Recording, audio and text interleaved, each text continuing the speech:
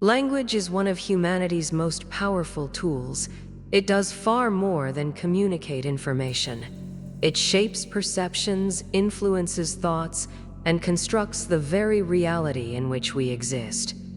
As the philosopher Ludwig Wittgenstein famously suggested, "The limits of my language mean the limits of my world." This idea underscores how the language we speak can define the scope of our understanding and interaction with the world around us. Through language, we not only describe the world but also shape it, determining what is possible, what is invisible, and what is culturally acceptable. Language forms the framework through which we interpret the world. It allows us to categorize and make sense of experiences, yet it also limits our ability to conceptualize things beyond the structure of words. For instance, a culture with no word for freedom may have a very different conception of personal agency than one that has multiple, nuanced terms for liberty. Our ability to recognize the nuances of existence is intricately tied to the linguistic tools we are given. Language functions as a tool of social interaction.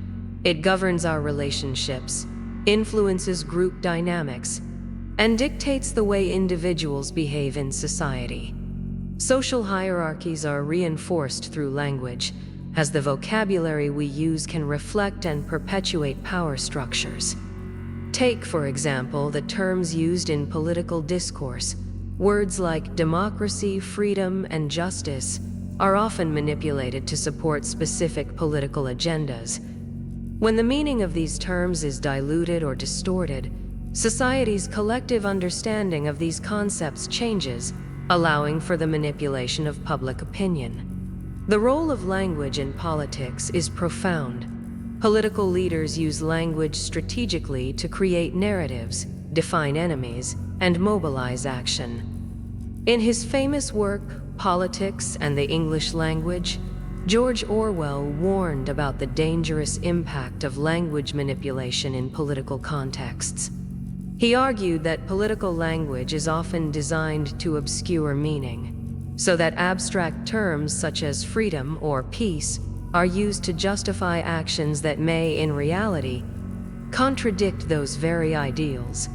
By distorting the meaning of words, politicians can manipulate public perception and justify controversial actions. For instance, the use of euphemistic language, such as calling a war a humanitarian intervention rather than an invasion, can alter public sentiment about military actions. Orwell's 1984 takes this idea to its extreme, creating newspeak, a language designed to limit thought and manipulate reality by eliminating words that could express subversive or rebellious thoughts. This illustrates how language not only reflects reality but actively constructs it. Moreover, language is the primary vehicle for transmitting culture and ideology across generations. Through language, cultural values are passed down, beliefs are reinforced, and societal norms are established. The stories we tell, whether through literature, folklore, or religious texts, shape collective memories and influence cultural identity. For instance, stories about heroism, sacrifice, and justice are embedded in the mythology and history of many societies, shaping the way individuals view their own roles in the world. In this way, language is not just a tool for communication, but a mechanism for preserving and perpetuating societal norms and values. The words we use to describe concepts such as morality, ethics, and justice shape how we think about these issues and how we act upon them in society. For example, the way the term equality is framed can influence the way a society approaches issues of social justice. A society that emphasizes equality in terms of equal opportunity may approach policy differently than one that focuses on equality of outcome. Furthermore, language can also serve as a site of resistance and change. Movements for social justice, civil rights, and gender equality have all involved a deliberate rethinking of language. By changing the language used to describe marginalized groups, activists aim to change public perceptions and create more inclusive social policies. For example, the introduction of gender-neutral pronouns has sparked debate about how language can both reflect and shape gender identity. When society adopts inclusive language, it not only acknowledges diverse experiences but also validates them. Consider the word freedom. Depending on the context, this term may evoke vastly different images. For some, it conjures the vision of personal autonomy and self-determination. For others, freedom may be perceived as the absence of order or responsibility, an invitation to chaos. These divergent interpretations are not mere abstract ideas. They shape tangible movements in politics, influence personal identities, and redefine societal values. Philosophers like Jean-Paul Sartre have emphasized how words and concepts like freedom reflect our deepest existential concerns. In his seminal work, Being and Nothingness, Sartre argues that human freedom is not merely about the capacity to act according to one's desires, but rather the ability to constantly redefine the parameters of existence itself. Sartre further suggests that freedom involves a perpetual negotiation between individuality and societal constraints. Language plays a pivotal role in this negotiation, offering us the tools to articulate, claim, and redefine our agency. This existential struggle is deeply embedded in the linguistic structures that frame our world. For example, the distinction between being free and being free from hinges on how language conceptualizes not only individual autonomy, but also the external forces that shape personal boundaries. Sartre, with his notion of bad faith, warns against the traps language can set by limiting freedom, often by encouraging us to internalize external judgments or societal definitions that are imposed upon us. Moreover, linguistic determinism, the idea that the language we speak influences the way we think, has been a subject of ongoing philosophical inquiry. This idea is notably explored through the Sapir-Whorf hypothesis, which posits that language itself shapes cognitive patterns and perceptions of reality. If a language has multiple words for different types of snow, as the Inuit are often said to have, then speakers of that language may perceive snow in a far more nuanced and detailed way than someone who only has the generic term snow. While the hypothesis has been debated in modern cognitive science, the core insight remains. Language and thought are deeply intertwined, and the structure of one impacts the other. Language has far-reaching consequences in how individuals relate to each other and how societies are structured. Linguist and philosopher Noam Chomsky, in The Politics of Language, illustrates how language reflects power dynamics within society. Language can privilege one group over another, making it an essential tool of control. For instance, political language often distorts and manipulates our understanding of social issues. Chomsky argues that the structures of language are embedded in the way institutions control narratives. Governments, corporations, and other powerful entities shape public discourse through language to maintain power. A prime example of this is the use of the passive voice in statements like, "mistakes were made," which obscures responsibility. Such linguistic choices avoid direct accountability, making it difficult for individuals to assign blame or demand justice. Similarly, the euphemistic language used to describe wars, military intervention, or peacekeeping mission instead of invasion, reshapes public perception, turning acts of violence into sanitized, politically palatable actions. Orwell's 1984 takes this manipulation of language to its extreme, where the fictional regime of Oceania creates an entirely new language, newspeak, that removes any potential for subversive thought. Words like freedom, and rebellion cease to exist, leaving citizens unable to even conceptualize resistance to the regime. Orwell's vision is a chilling reminder that language is not just a reflection of power, it is a tool for its reinforcement. In a world where language can be shaped and controlled, what we think, believe, and even dream is not entirely ours. This phenomenon is a sobering aspect of the influence of language on society, one that reinforces the idea that linguistic choices are never neutral, but always reflective of broader social and political forces. Language is not just a tool for communication, it is central to the formation of identity. The way individuals define themselves, how they understand their place in the world, and how they relate to others are all influenced by the language they use. Whether it's through family traditions, personal expressions, or social interactions, language becomes an essential medium for self-expression and self-understanding. Language allows individuals to construct their sense of self by labeling, describing, and negotiating their experiences. From an early age, people begin to use language to define their relationships to others and to the world around them. The words we choose to describe ourselves, whether student, worker, leader, or activist, carry deep meanings that shape how we see ourselves and how others perceive us. For instance, the term mother can carry diverse meanings depending on the individual's experiences and cultural context. A mother may see herself as a caregiver, but society may also impose expectations of sacrifice and selflessness.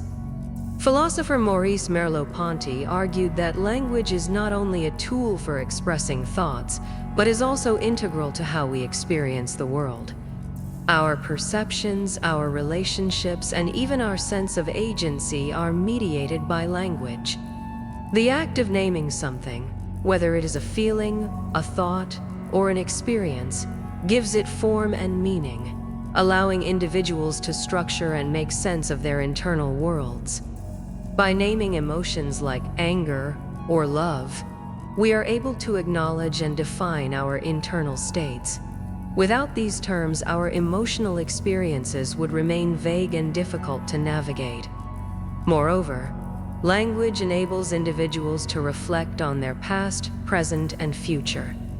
The use of past tense verbs allows for a reflection on personal history, while the use of future tense offers a sense of agency and anticipation. In this sense, language is both a mirror and a projection, a way to understand where one has come from and where one is going. Beyond individual identity, language plays a crucial role in shaping social identity. Social groups, whether based on ethnicity, nationality, gender, or ideology, often have their own linguistic markers that distinguish them from others. These linguistic markers can take the form of specific dialects, accents, or even specialized vocabulary. For instance, African American Vernacular English AAVE carries with it a rich cultural history and is a key part of African American identity. Similarly, the language of different subcultures, such as youth movements, political movements, or artistic communities, reflects the values and worldviews of those groups. Language is a key marker of inclusion or exclusion. The way we speak can either affirm our membership in a group or signal our outsider status. The use of jargon or specialized vocabulary can establish group solidarity and identity. However, it can also serve as a barrier to entry, limiting access to those who are unfamiliar with the language. For example, the use of highly specialized legal or academic language can alienate individuals outside these fields, even if they are directly affected by the issues being discussed. Philosopher Judith Butler, in her work on gender performativity, explores how language is central to the formation of gender identity. She argues that gender is not something inherent or biologically determined, but is instead created through language and repeated social acts. By using language to label and categorize gender, society not only reflects existing gender norms but also perpetuates them. The introduction of non-binary and gender-neutral language has played a pivotal role in challenging the traditional gender binary and affirming the identities of individuals who fall outside the conventional categories man and woman.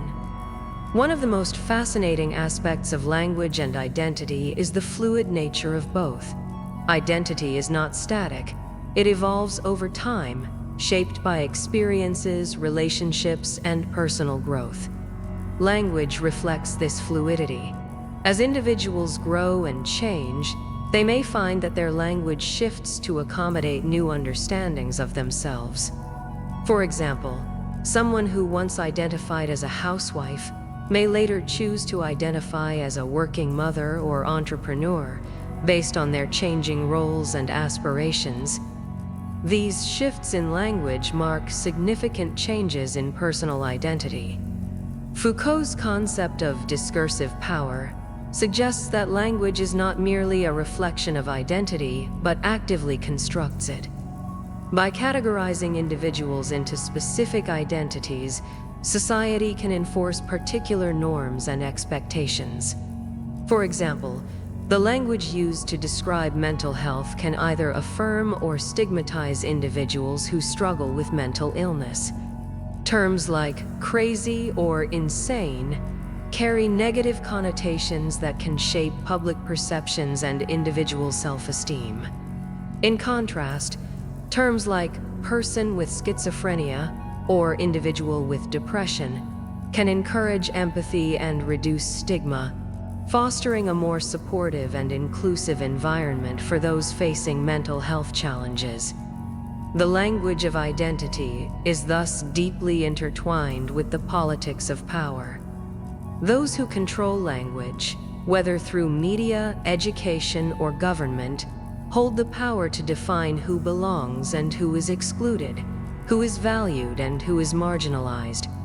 The ethical consequences of language are profound and far-reaching. Language, at its best, can be a tool of empathy and understanding.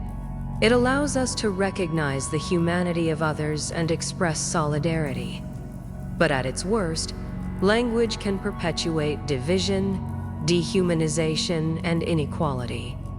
Philosopher Martha Nussbaum, in her work on human dignity, emphasizes the importance of language in affirming the dignity of others. The language we use to describe people, whether we speak of them as refugees, undocumented workers, or illegal immigrants, has significant ethical implications. These words do more than categorize. They carry emotional weight and influence how others view the individuals to whom they are applied. Nussbaum's philosophy centers on the idea of recognizing the intrinsic worth of others, and she argues that our language should reflect this recognition. When we dehumanize individuals through the language of criminality or illegitimacy, we perpetuate harmful stereotypes and undermine human dignity. Take the term illegal immigrant, which has become shorthand for an entire group of people. This label not only reduces complex human beings to a legal status, but also paints them as outsiders, reinforcing an us versus them mentality that fosters discrimination and exclusion. In contrast, terms like undocumented immigrant or asylum seeker humanize individuals by focusing on their circumstances and their struggles rather than reducing them to their legal status. By changing the language, we can change the ethical perspective on immigration and refugees, promoting a more empathetic approach to human migration. Emmanuel Levinas, in his work on ethics and the other, articulates how language can affirm or violate the dignity of others. He suggests that the face of the other, their humanity, demands a response, and language is the primary medium through which we recognize that humanity. Levinas argues that ethical responsibility begins with how we speak to and about others. When we use language to exclude or marginalize, We violate the ethical imperative to treat others with respect and dignity. In conclusion, language is not a mere reflection of reality. It is a powerful force that shapes our understanding of the world, our identities, and our ethical choices. From the simple words we use in daily conversation to the complex metaphors that structure our political and cultural discourse, language is both a mirror and a mold for the world we live in. It has the capacity to define freedom, identity, and power. By becoming more mindful of the language we use, we have the potential to reshape the world around us, one word at a time. As Martin Heidegger famously stated, language is the house of being. This metaphor underscores that language is not just a tool, but the very foundation upon which human existence is built. The words we speak and write don't just describe the world, they create it. Therefore, understanding the power of language is essential to both understanding ourselves and making a meaningful impact on the world we inhabit.